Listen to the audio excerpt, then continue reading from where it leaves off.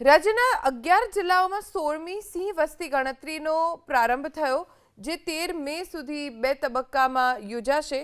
જૂનાગઢ, ગીર સોમનાથ, ભાવનગર, રાજકોટ, મોરબી, સુરેન્દ્રનગર, દેવભૂમિ દ્વારકા, જામનગર, અમરેલી, પોરબંદર અને બોટાદ જિલ્લામાં સિંહની વસ્તી ગણતરી પ્રક્રિયા હાથ ધરાશે, જેનો સાસણથી પ્રારંભ થયો.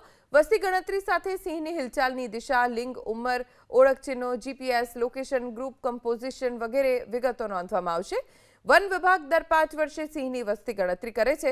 આ તકે રાજ્યના વનમંત્રી મુળુભાઈ બેરા પણ હાજર રહ્યા, જેમણે બાઇક રેલીને ફ્લેગ દેખાડી પ્રસ્થાન કરાવ્યું, જે 13 મે સુધી 2 તબક્કામાં યોજાશે. જૂનાગઢ, ગીર સોમનાથ, ભાવનગર, રાજકોટ, મોરબી, સુરેન્દ્રનગર, દેવભૂમિ દ્વારકા, જામનગર, અમરેલી, પોરબંદર અને બોટાદ જિલ્લામાં સિંહની વસ્તી ગણતરી પ્રક્રિયા હાથ ધરાશે, જેનો સાસણથી પ્રારંભ થયો.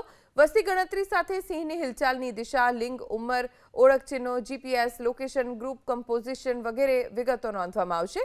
વન વિભાગ દર 5 વર્ષે સિંહની વસ્તી ગણતરી કરે છે. આ તકે રાજ્યના વનમંત્રી મુળુભાઈ બેરા પણ હાજર રહ્યા, જેમણે બાઇક રેલીને ફ્લેગ દેખાડી પ્રસ્થાન કરાવ્યું.